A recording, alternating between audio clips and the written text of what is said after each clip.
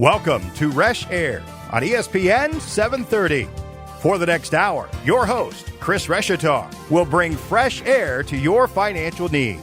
Excite, educate, and empower you to make sound financial decisions. Chris is a seasoned, licensed mortgage consultant with Movement Mortgage, equal housing lender, originator license number 117266. Now, here's your host, Chris Reshaar. Welcome to Reshair Radio. I'm your show host, Chris Reshaar. If you've never listened to our show, I'm excited to have you here listening for the first time. We're on every Sunday morning on ESPN 730. Again, the show name is Reshair Radio. I'm your host, Chris Reshaar, thus the name Reshair Radio. So if you haven't listened, let me tell you a little bit about what the show goal is to excite, educate, and empower Charlotte teens to make sound financial decisions. And how do you do that? Hopefully you listen to the show enough and you take counsel from our expert contributors, our guests that come on the show. Each and every week, I bring in different people from around our local community that can support you in decisions around how to roll over a 401k, how to sell your home, what you need to do to buy if you've never bought a home, and how to prepare, or how to choose the right insurance policy on your home. All kinds of great variety of financial topics that we bring in each and every week. If you've listened before, then we welcome you back as always. So let's kind of get going. I do have to mention that I work for Movement Mortgage. We are an equal housing lender. And my license number is 117266. That's NMLS license number 117266.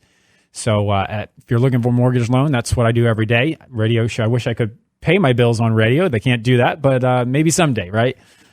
So anyway, as we sort of talked about the goals, I'd like to take a minute to introduce both our expert contributor on Reshair Radio this morning and our guest. So first of all, Sandy Solomon from AXA Advisors as our expert contributor. Sandy, welcome back to the show. Thank you, Chris. It's great to be here. Absolutely. So, and our special guest today is Zan Hefner, realtor from Giving Tree Realty. Zan, welcome to the show. Thank you, Chris. Good to be here. First time here, right? First time. Yeah, Sandy's a repeat offender. Zan is first time here, so we got to go easy on Zan, but we don't have to on Sandy. Is that right? That's right, Chris. I'm not afraid. That's right.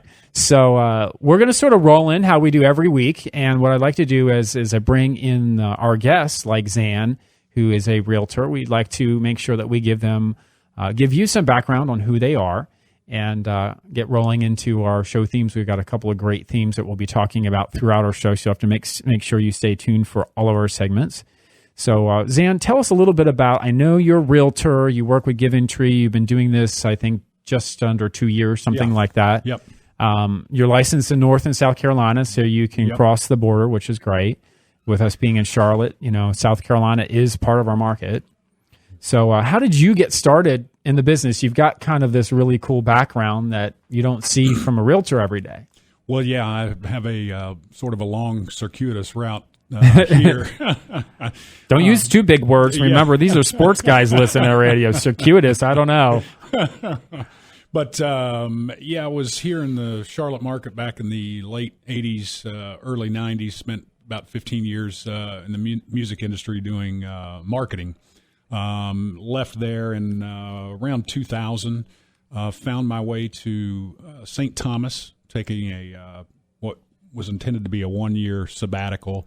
Ended up teaching scuba diving and running boat charters as a boat captain.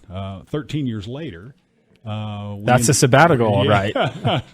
We ended up back in the Charlotte market, and a little bit difficult to do that type of work as I was doing. Not a lot of people lining up for scuba diving exactly in Charlotte. So decided to go pursue my broker's license, and a couple years later, here I sit. It's been a fantastic voyage. Well, I know it's been a pleasure working with you as I work with a lot of realtors in the city of Charlotte and have for many, many years doing mortgage loans, supporting their referrals. But you just have a really good positive attitude, a good balance, and how to navigate the relationships of different personalities that you and I have seen together, and just appreciate how you operate your business as a realtor here in Charlotte. Well, thank you. That's very kind of you. I appreciate that. So, all right. So tell us what do you find most rewarding, or what do you like most about being a realtor?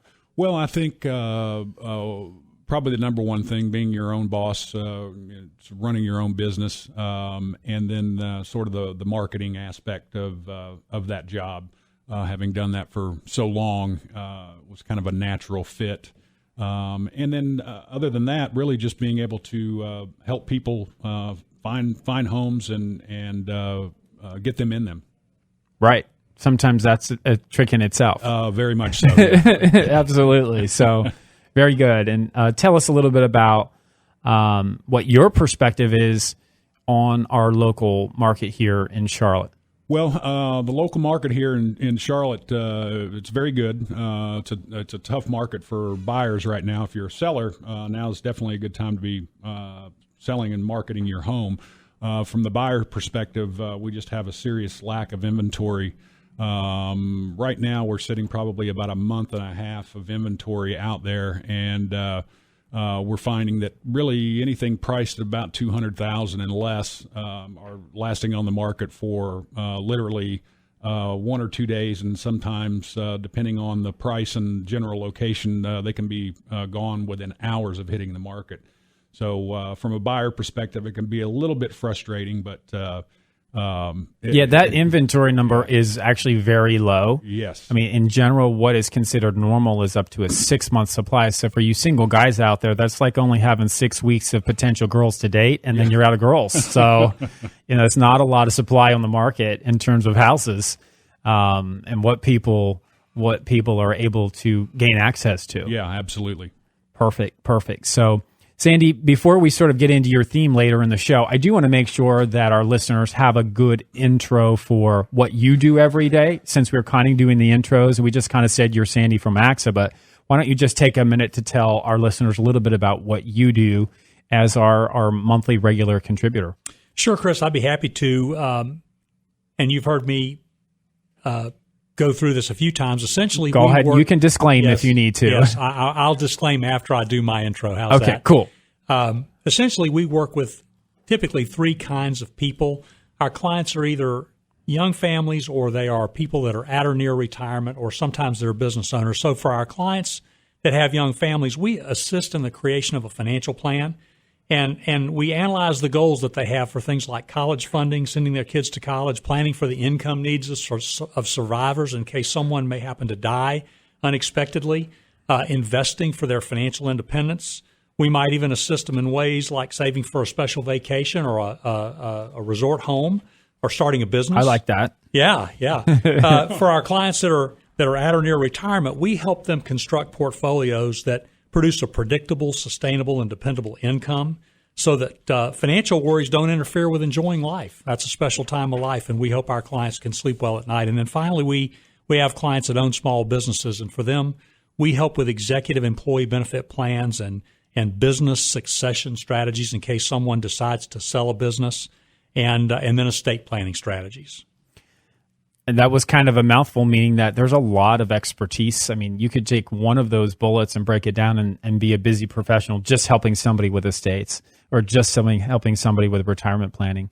And you're really covering the gamut there with all different varieties, peoples, and even individuals with businesses that have needs. So, wow, that's a lot of stuff that you do. So, again, if you're listening to Reshair Radio for the first time, I want to make sure that our listeners understand that we try to provide value and education to our Charlotte community and helping you with financial decisions that you may be coming upon. But if you need help, guess what we want you to do? Do you know what we want? We want them to call us, don't you? Absolutely. We want them to call us. So let me give you my phone number. That's 704-277-4463. That's 704-277-4463. And you can text me. You can give me a shout. And we will make sure that our guests and our local expert contributors like Sandy, if you have any financial planning needs, we'll reach out to you at the beginning of the week if you have any needs or services. And you can always find our shows in its entirety on reshairradio.com. That's Reshair, R-E-S-H, radio.com. Pretty simple. So listen to us. Stay tuned. As always, we've got a lot of great things that we're talking about here in the studio. So what I'd like to do, we've got about 3 minutes before we take our first break. And Zan, you and I spent some time sort of preparing. And we like to sort of, I see on CNBC or any sort of Google you pull up, and there's like 8 reasons why you should eat red beets, right? Yeah. Well, at Reshair Radio, we try to bring topics that are simple, straightforward, And Zan, you came up with a really simple theme that I was super excited about, and that is really just talking about misconceptions about buying a home. So if you've bought a home or have never bought a home, there's going to be things that you think are true in our industry, both real estate and mortgage, that may not be true because things have changed or things haven't changed and you just don't know, right? Or you've been misinformed because grandma and grandpa told you, oh, you should worry about this and make sure you talk about that. And so you came up, we literally knocked out 10 misconceptions in a relatively short period of time, and both of us felt really good about what we're going to talk about today. So anyway, why don't you get us started? We'll hit number 1 and see what we can do before the first break. Number 1 says, you need a significant down payment to buy a home. Is that a misconception? Absolutely. It's probably the number one. The number one misconception, right? The number one misconception, and that really couldn't be further from the truth. There are many programs that exist for no money down or down payment assistance programs. That's right. Low down payment assistance programs. There's all kinds of programs out there offered by various lenders that can help you out and not end up having to put down the traditional, what most people think, the 20% down on a home. Right. Now, the loan could have a thing called private mortgage insurance if you don't put 20% That's down. correct. But sometimes that mortgage insurance isn't necessarily a hindrance to their ability to purchase a home, especially with the rate that we've seen rental property leases going up each and every month. And even in the housing market, prices going up. I've had people say, well, if I could just save another 10%, if you give me another year or two, and they call me back, I'm like, well, that same home that was 180 is now 215. Exactly. And you couldn't outpace the price of the home, and now the payment is going to be $200 or $300 more than what it would have been if you had tried a year and a half ago because you wanted to save another $5,000. Exactly. So, but we could talk more about that in detail. But I really think at the end of the day, the misconception is that you have to put 20% down, and that is far from the truth. So, very good. I think that's pretty straightforward. If you have questions about whether or not you can buy a home with less than 20% down, and you want to participate in a specialty program with no money down or an assistance program, that's where you can reach out to Zan and myself. Probably me more than him, at least in terms of the financing piece. But Zan's got some good information on programs as well. That number is 704-277-4463. It's 704-277-4463. Just text me and say, I need to get qualified, or I need Zan to help me buy a house, and we'll reply to those text messages and get you circle back with a good professional. So we're going to take a quick break. Again, you're listening to Reshair Radio, so stay tuned. We'll be right back. Did you know it has been reported that an estimated 80% of Americans have credit inaccuracies on their credit reports? Most people that have either inaccuracies or existing items that can be negotiated or adjusted do not know what their best score could be until they have found a new home, or buying a new car, or applying for a credit card. Then it's too late, and they have to accept a higher interest rate or lose the opportunity altogether. The time to work on improving your credit score is before you need it. Whether you have a 440, 640, or even a 740 FICO score, there is always room for improvement. The National Credit Care Team is comprised of individuals dedicated to helping the millions of consumers plagued by credit inaccuracies, errors, and fraud. It is our mission to help inform consumers and alleviate the stress of working with creditors and credit bureaus. Together, we can maximize your scores to get the best interest rates possible and save you money. Call now, 303-747-6390. That's 303-747-6390. Or visit us at www.nationalcreditcare.com. Welcome back to Reshair Radio. I'm your show host, Chris Reshatar, licensed loan officer with Movement Mortgage. As always, our goal of Reshair Radio is to empower, excite, and educate Charlotte teens to make sound financial decisions. And we've got expert contributor Sandy Solomon with Axe Advisors here back in the studio this morning. And we've got Zan Hefner from Giving Tree Realty, who is a guest on our show today. And Zan and I have spent some time, we were just talking in the last segment, about a really simple theme for our day, and that is misconceptions about buying a home. And Zan, you and I just highlighted number one, which was you don't need to have a significant down payment to buy a home. That's correct. We kind of hit that, so if you didn't catch it, you can find us on reshairradio.com and listen all about that. But we're going to keep going on our theme here. And why don't you hit me with number 2? What's the number 2 misconception that we want to talk to our listeners about today? Well, number 2 would be that the buyer is going to pay the agent's commission. Okay, so if you hire a realtor to help you find a home, you're saying the buyer doesn't pay the realtor? That's correct. Wait, I thought I paid. No. In most instances, actually, the seller is going to pay both the buyer's agent commission as well as the listing agent's commission. So as far as a buyer is concerned, that's going to be covered in general by the seller. Yeah, and sometimes, when you work with a realtor, there's a small buyer's fee that the realtor assesses just to compensate for miles. Right. Lots of car time, restaurant visits, you name it. Because sometimes you'll shop somebody, right? Take them out for 3 months and not find anything. Oh, absolutely, yeah. And you've spent and invested a lot of your time and money. So that's not uncommon today to see some small buyer fees. But as a general rule, there's a 6% commission that the seller is paying when they list their home. Half of that commission is going back to Giving Tree Realty That's correct. And you, Zan, as your commission. So really the seller is paying for the brunt of that commission, and you as the buyer don't really have to put a lot of money out of pocket. That's correct. On the real estate side, you will spend money on down payment and closing costs and inspections and appraisals and all those things, but the realtor is coming to you at a relatively very affordable price. Yes. All right, that's misconception number 2. Let's go to number 3. The asking price on the home is set in stone. I thought what the price said is what I have to pay, Zan. Well, in fact, that is another big fallacy in the real estate world. In general, everything is negotiable, including the asking price on a home.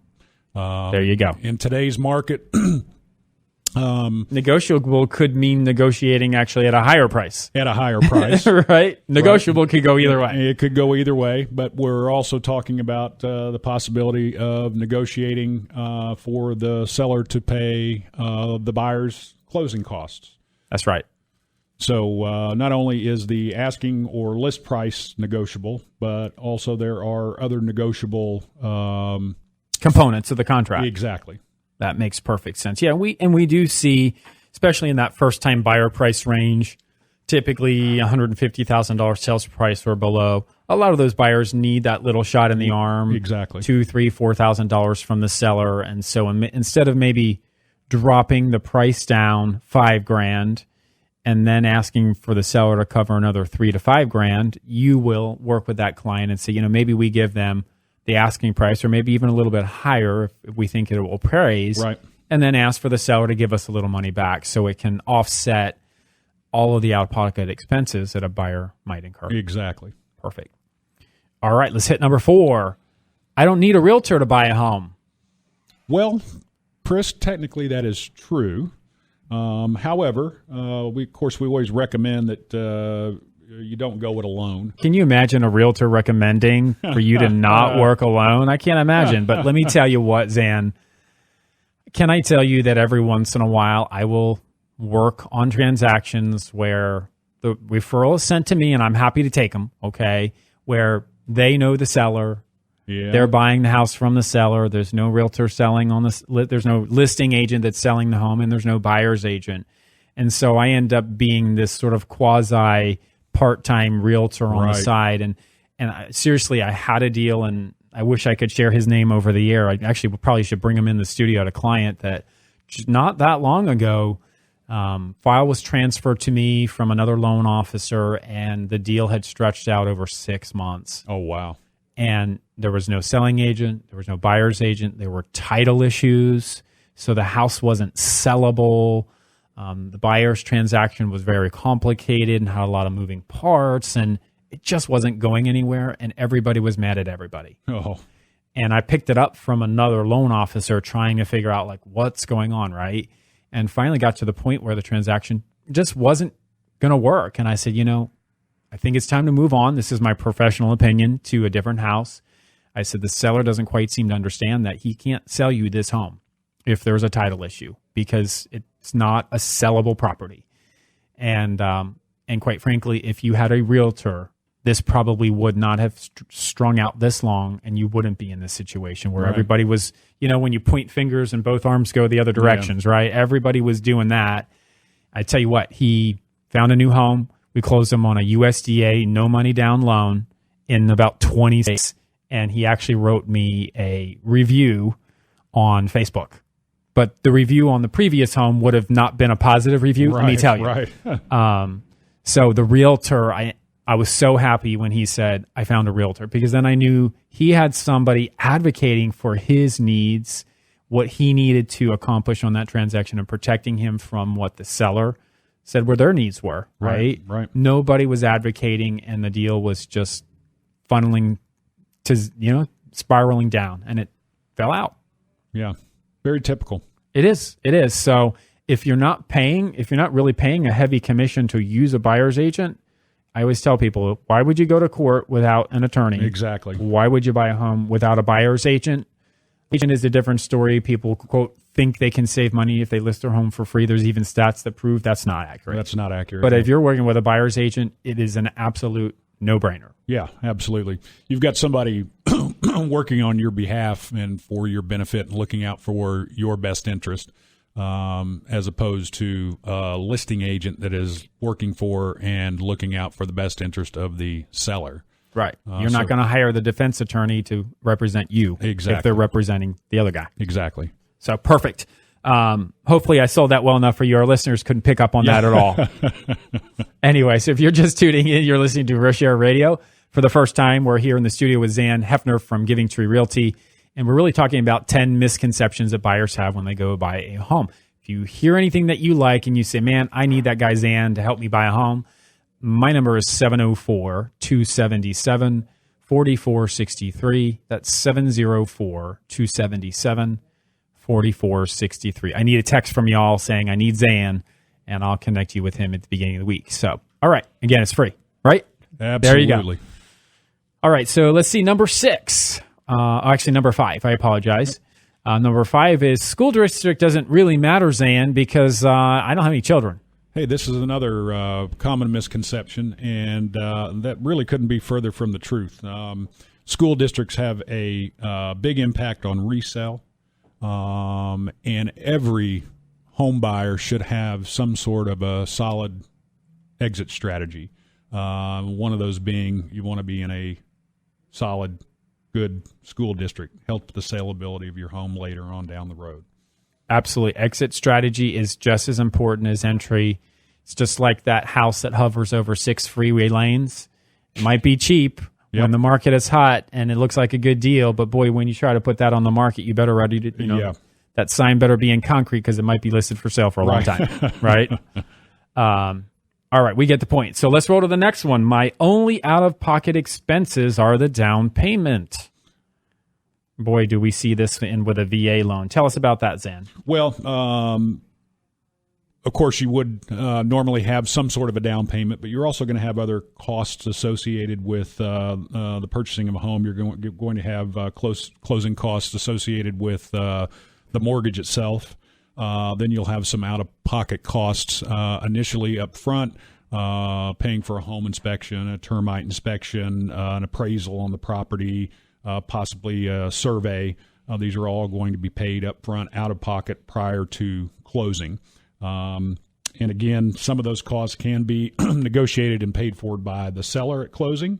But you should be prepared to come to the table. Yeah, even if they're going to, quote, pay them the day of closing. In many cases, some of it you're going to prepay. Yeah, you're going to prepay. And then the seller will give you a credit back right at the end of the transaction. Exactly. So, yeah, and this is, I see oftentimes the U.S. government has a really great loan program called the VA loan, Veterans Administration Loan, where the buyer doesn't have to put money down. It's 100% financing if you've met certain service criteria in the military.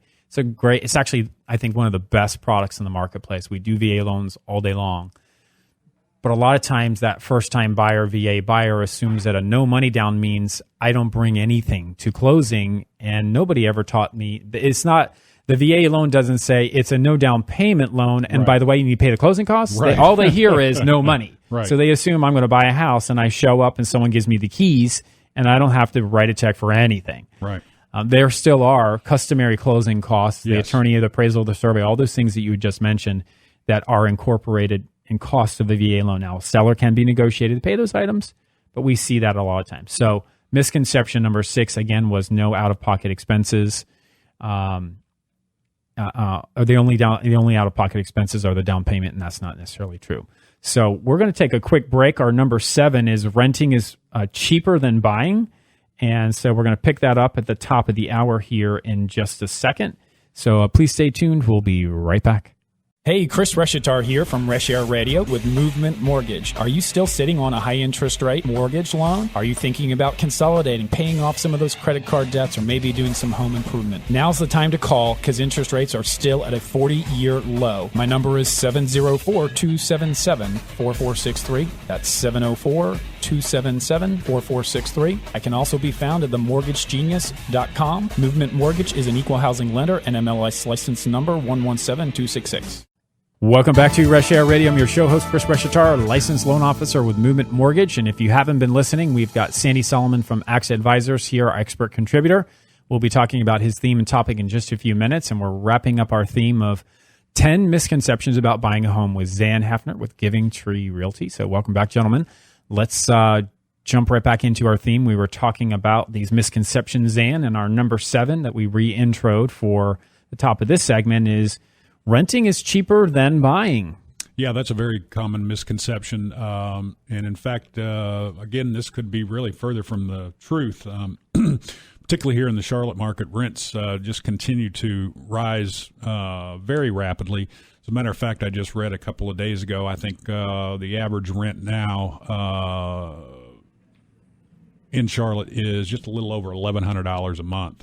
Wow. And depending on the price of the home that you may be interested in purchasing, oftentimes that can be actually your monthly mortgage payment can be much cheaper than that. I just was working with a buyer this week, first-time buyer, and she's buying a $200-some-thousand house, and her payment was like $1,200-some.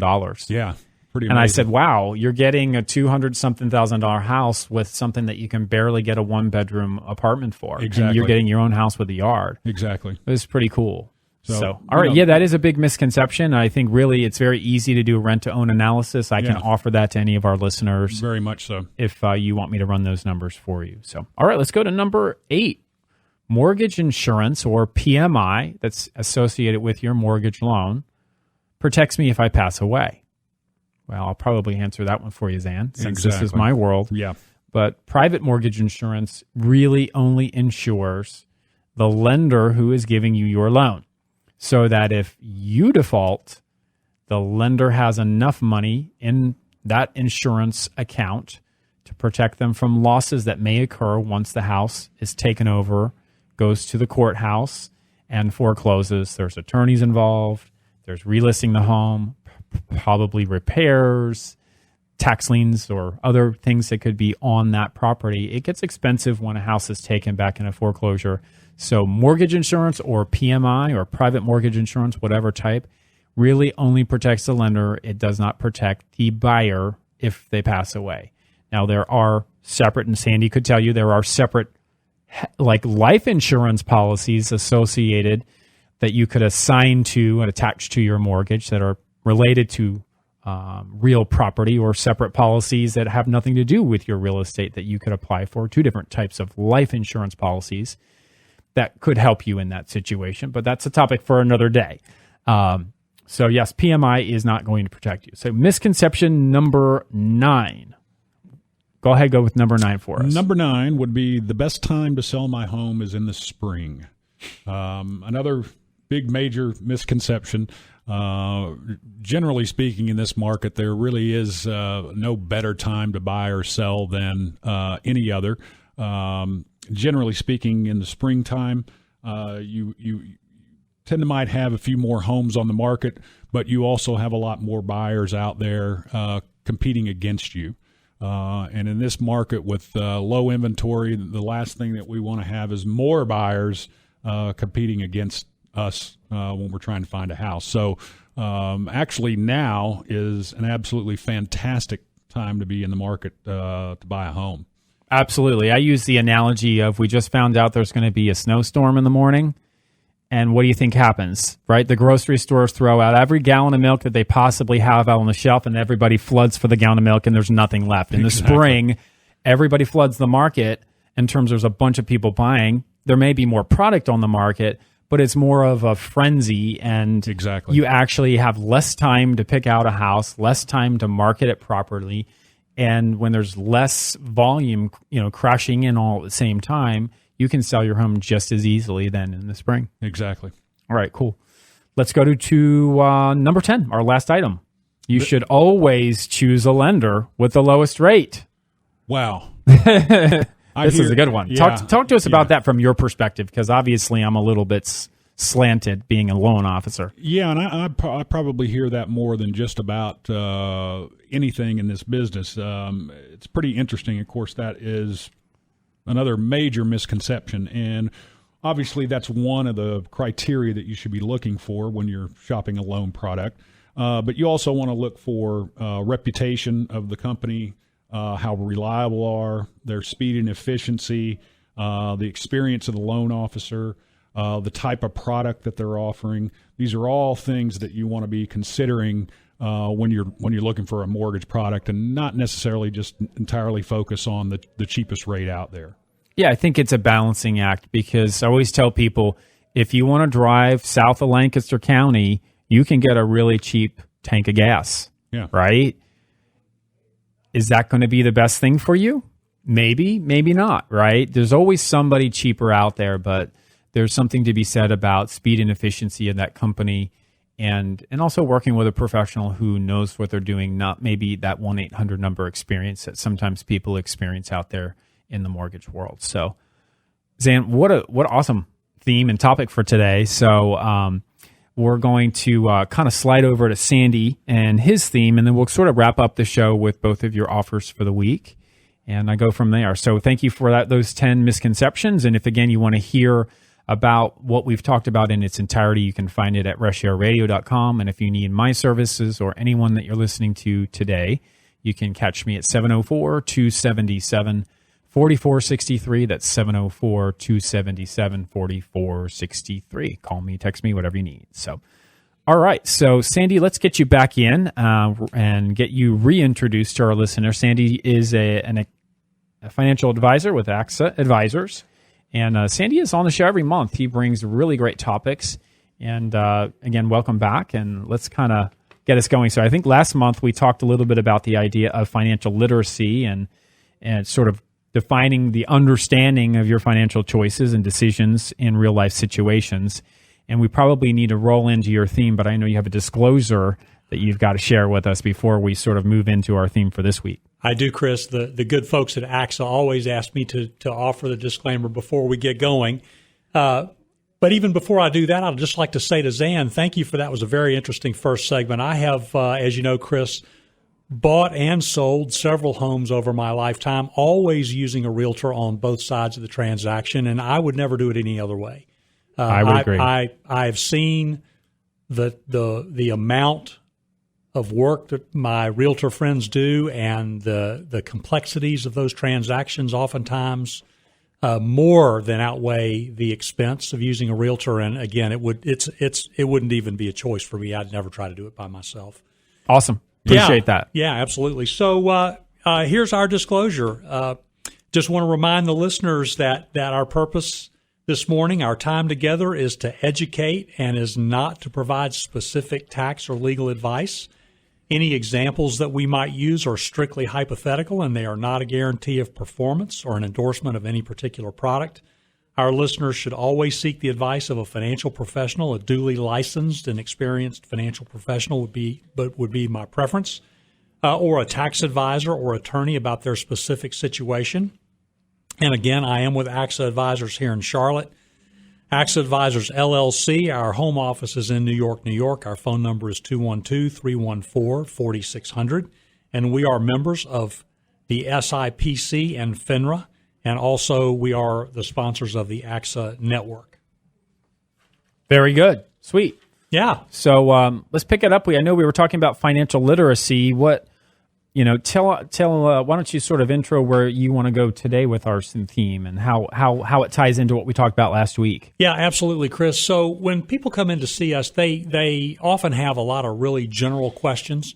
One of the questions that they have, believe it or not, is should I rent my home or should I own it? That's one of the things that we talk about. We talk about should they hold cash or should they invest? We get questions about should I save this money or spend it? Should I buy or lease my car? What about insurance? Should I have whole life insurance or should I have temporary? These all sound like great themes for upcoming shows, Sandy. Yeah, keep going. Exactly. Yeah, we've talked about a few of them, but not all of them. Right. One of the big ones is should I refinance my mortgage or should I pay it off early? That's a really common question. And of course, all of these questions, the answers are different depending on the people that we're serving and their circumstances. And so, obviously, there's not one right answer to any particular financial problem. And that's the reason why people come to see us, is because the questions often get quite complex and the answers are different depending on people's individual circumstances. Got it. Perfect. So did you hear from any of our listeners last time we were on the show? Because we talked a little bit about that financial literacy quiz online. Yes, I actually did hear from some of the listeners. Okay, cool. Several of our clients that heard the program went online and took the quiz, and they said it was a very interesting experience. It was enlightening. Some did better than others, I think, on the quiz. Sounds like if they were your clients, they probably did just fine. Something tells me. Yeah, I think I heard more from the ones who did well than the ones who didn't. Well, probably because they didn't want to admit. So we were talking about sort of before the show on your idea for the week, and you called it the pillars of financial success. Yeah, that's right. Tell us more about that. Yeah, that's right. Zan did the myths and misconceptions, and so I'm going to do the pillars. There you go. So Chris, the problem with financial planning for most of our listeners at home is probably the issue of complexity. There are too many different variables to consider. There's too much information to discern what's really important. Got it. So you're really kind of saying that you can help our audience sort through what's not terribly important then? Yes, actually through a process of elimination. That is my preferred approach to the work that I do, is to eliminate the things that people commonly talk about that don't matter, and let's get to the issues that do. So what I've done for the show today is I've put together a list of what I could call must-dos to talk about on the show today. Okay. And so these are simple strategies that account for most of the results when it comes to investing. And my staff at the office sometimes get tired of hearing me say to our clients that this stuff doesn't need to be complicated. I think that many of the most important principles can be addressed on one page, and then that can be covered in about 10 minutes. It's probably quite simple, not necessarily easy, if you know what I mean. Right. Sometimes simple things aren't always easy. Yeah. Well, why don't you set it up for us then, the pillars of success? Yeah, okay. So let me remind the folks at home of something that we talk about all the time in my practice, and that's the idea that I call the paradox of successful investing. And that's the idea that successful investing is not just about the market or about security selection. It's not about choosing the right stocks and bonds or maybe the right mutual funds or annuities. That information can be very intimidating. Successful investing is also about the beliefs and behaviors of the investor. It's not just what you know. It's also what you do that matters over the long run. Right. So what do you mean by beliefs and behaviors? Okay. So beliefs, Chris, are your attitudes. I would define that as you aren't too distrustful of the system itself. Right. I keep all my cash in my mattress. I don't trust the banks. That's a great example. Okay. That's a great example. Or I have mason jars buried all over the yard, and I've heard all those stories. Yes, there's a little map. And I want to use it for my and I want to use it for my down payment, and I'm shaking my head, folks. No, but go ahead. Can't remember where I buried that last jar. So people are distrustful of the system sometimes, or the institutions that are part of the system, the government, banks, other financial companies, brokers themselves, insurance firms. People are just distrustful. That's a poor belief system. And then the behavior that I'm talking about, it really means that you've got things set up, that you've made a decision to participate in the markets, and you've got funds going into an account on a regular basis. Hopefully you've set that up to happen systematically or automatically, so that each and every month you're not making a new decision about whether or not I should actually cut a check to my investment account. To myself, right? Pay yourself. That's right. Simple concept. We've actually talked about that in the past. And it's not that people have a discipline problem as much as is they often have a preference problem. Something will catch their eye, like a new sofa or maybe a new car, and so they'll end up spending that money instead of investing it. Got it. All right.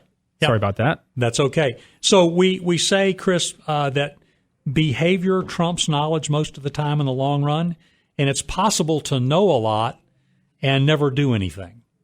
That's right. We've seen it before. So, Sandy, we're really kind of moving along nicely on your theme here, but we got to take a quick break. So we'll be back with Sandy Solomon with X Advisors again, talking about the pillars, right, of sort of getting an investment plan going here. So please stay tuned. We'll be right back. This is Chris Reshatar, your host of Reshair Radio. As a mortgage professional, we interact with several industry-related professionals, and we see the good, the bad, and the ugly. When I have a choice to select a closing attorney either to purchase or do a refinance, I choose John Ringer with Hutchins Law Firm. He is a legal professional, and he covers commercial and residential transactions. More than just a closing attorney, John wants to be your attorney for life. He can provide you insights you need to make accurate and informed legal decisions. As a Charlotte native, John has witnessed the tremendous growth and development of our city and region. As a part of Hutchins Law Firm with more than a quarter century of experience and 400 years of collective combined legal experience, they have what you're looking for. They have offices in Charlotte, Fayetteville, Wilmington, and Columbia, South Carolina. Please give John a call if you need an attorney, the right attorney, at 980-275-9810. That's 980-275-9810.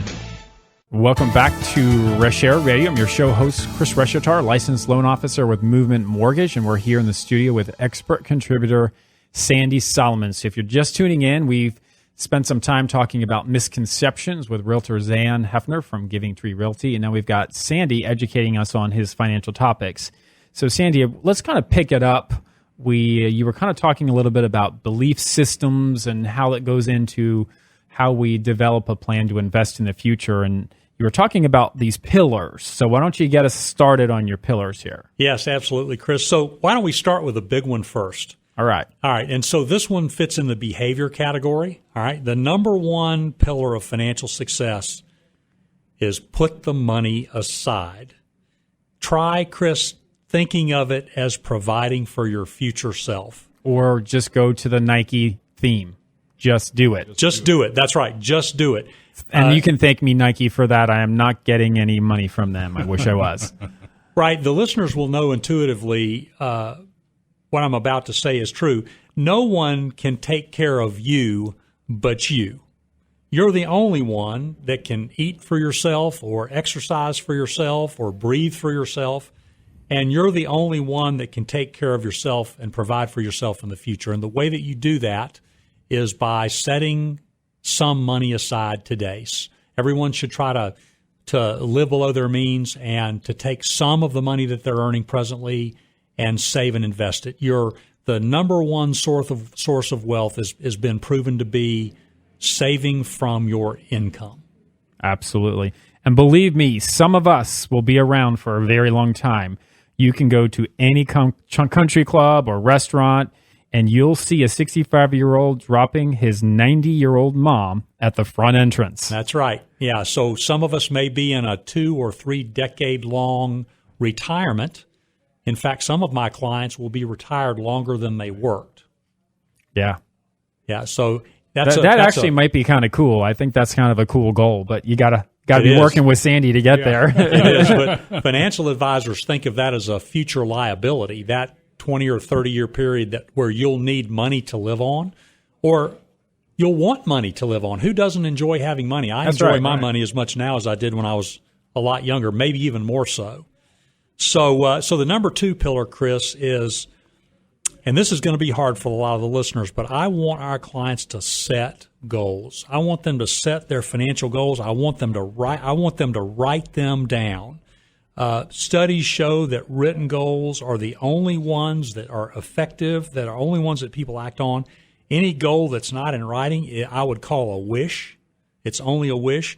Written goals help keep investors focused on their outcomes and not on what I call the performance derby.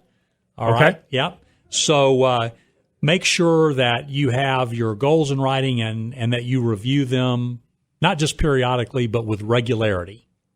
Got it. Well, I think even going back to what you originally said, if you can automate some of this stuff in your life, then that's just going to help you achieve those goals even faster. Yeah, so, a good place for a list of your goals is on your computer homepage. Yep, and we have like literally our goals, our family goals on the back of our door that goes out from the kitchen to the garage. So every day when I go out, I see our family goals. So anyway, yeah, it's very important. Cool. Pillar number 3. Yeah, the third pillar is to determine your tolerance for risk and your time horizon, the amount of time that you have for your investments to percolate. Any financial professional like myself can assist in this process, and it's usually with the help of some kind of a tool like a questionnaire. People tell me all the time that I'm conservative or I'm aggressive and oftentimes, in fact, I'd say the majority of the time, when they answer the questionnaire, the results reveal something entirely different from what they thought originally. Huh. That's interesting. Important. Yeah. That's interesting. Yeah. I might need to take that little survey questionnaire that you've got. So. Be happy to provide you one. Yeah. Cool. Sounds great. Yeah. All right. Pillar number 4. Yeah. So number 4 is one of the most important ones. This is developing an appropriate asset allocation. And that, I know that's a technical term to a lot of our listeners. Financial advisors use that term all the time, asset allocation. And the term basically is a method of diversifying which positions, which asset classes that you are exposed to in the market. And the asset allocation helps to determine that you are taking an appropriate amount of risk for your time horizon and for your goals. I find that a lot of our clients have a portfolio that doesn't match at all their time horizon or their goals. Their investments can either be too aggressive more aggressive than they need to be, so they're taking unnecessary risk, or maybe probably the most common mistake with younger people is that they're not being aggressive enough. Right. They have everything in savings. Conservative investments that maybe aren't high growth. Right. Yeah, that's right. So asset allocation is a way of managing investment risk, but I must again offer the disclosure that it in no way does it guarantee a profit or protect against a loss. But it is a very dependable method. Makes sense. You can't make any guarantees on Reshair Radio here, but we get the concept. So, all right. So number 5 is be diversified. Talk to us about that. Yeah, Chris, that is the cardinal rule of investing. So be diversified. What that means is that you have an appropriate number of securities in your portfolio to diversify against the risk. The biggest investment mistake is to have all of your eggs in one basket. And so single security risk is the biggest risk, to have all of your money invested in the stock of one company or the bond of one company. So I always look first to make sure that our clients have properly diversified portfolios. Perfect. All right. So number 6, talk to us about dollar cost averaging. Yes, another financial advisor term, another technical term. So dollar cost averaging is a process that we use that allows our clients to reduce the average cost of the investment shares that they purchase. And that's by simply putting the money into their portfolio at regular intervals. And the closer those intervals are together, the better. And so the best dollar cost averaging interval would be every day. But that's terribly impractical. Once a week would be a good interval, but that's also impractical. Once a month is great. Once a month is something that's doable, and what you should be doing with dollar cost averaging is putting a predetermined amount of money into your portfolio on that regular basis, and that allows you to buy some shares at lower costs when the market is down, and fewer shares at higher cost when the market is up. Now, I want to remind our listeners that dollar cost averaging doesn't assure a profit or protect against the loss in a declining market, and for it to be effective, there has to be a continuous investment regardless of price fluctuation. So, in other words, you don't stop adding your money to your portfolio just because the market seems turbulent, or maybe you've heard the market's down today. That's a bad decision. Sure. So, investors should consider their financial ability to continue making those purchase payments through periods where there may be volatility. Okay. Number 7, rebalance periodically. Yes. So rebalancing is a technique in managing investment portfolios. It's something that we help with a lot. And I like to use the analogy, and for the folks out there that are listening that are into gardening, they'll understand this, is sometimes you'll have a houseplant or a shrub, and you can prune that shrub and actually cut it back and then take those clippings and plant them and grow other shrubs. That's right. And that's what rebalancing does, is it prunes the hedges and plants the clippings. So you actually sell off some of the things that have probably done a little better than expected. And at that same interval, you purchase back into things that haven't done quite as well. So you're selling high and buying low as a discipline. And what that does is that incrementally increases the performance of your portfolio. Perfect. Well, we got a couple more to go here, and we're almost done for our segment. Number 8, review periodically. Pretty straightforward. That's correct. And that is the most important thing that I do with our clients is the second most important thing I do is help them set things up correctly in the first place. The most important thing I do is to sit down with them on a regular basis and help them review. And the purpose of that is to make sure that we are on time for the goals that we've set, that our clients aren't tempted to make investment mistakes, that they're not looking at the markets and making choices about when to buy and sell securities based on market timing. And we want to make sure that they are on time for the plans that they've made. Number 9, avoid panic. Yeah. Yeah. Other than rule 1, this is where people make the big mistakes. Yeah. So if you believe that buying low and selling high is the secret to making profits on your investments, I think everyone would agree with that, right? Yeah. It's not really a secret, but go ahead. Right. That's exactly right. It's a well-known strategy. Right. It's easy to talk about and it's hard to do. Right. Okay. You mustn't give in to the temptation to sell when others are selling. I try to think of my hero, Warren Buffett, at times like these. And, I always ask my clients, I wonder what old Warren is doing today. Is he selling when everybody else is selling, or is he a buyer?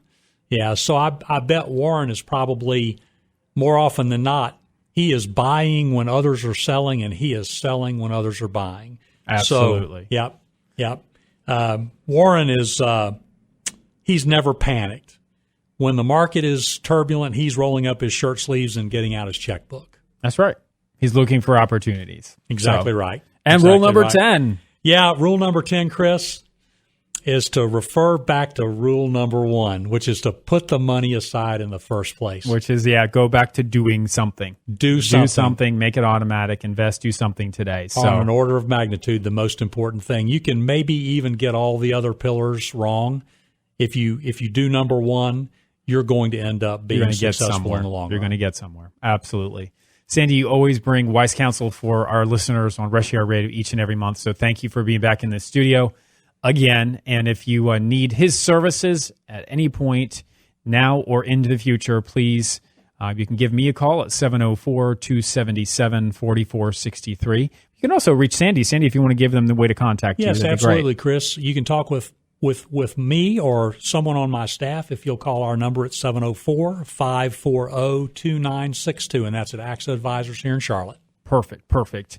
And Zan, I know that you've got a little offer for our listeners today. I know you've been on talking about real estate stuff, so I think you are going to offer a home warranty. Is that right? For any Reshair Radio listener that may be interested in buying and selling property. Did I get that right? Yep, absolutely. I got that right. Free home warranty. Yep. Sweet. That's like a $500 value. So if you're thinking about buying or selling, please don't forget about Zan and his 10 misconceptions and how he can help you on the buy side or the sell side in the future. So we're really just kind of wrapping up our show today. Just finally, again, if you need any of our services, you can reach me at 704-277-4463.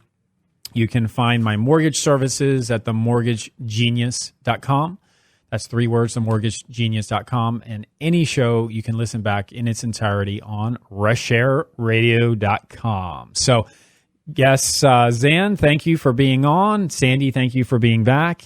And we're signing off for another week of Reshair Radio, and hope you have a great week. We'll see you next Sunday at 10 o'clock.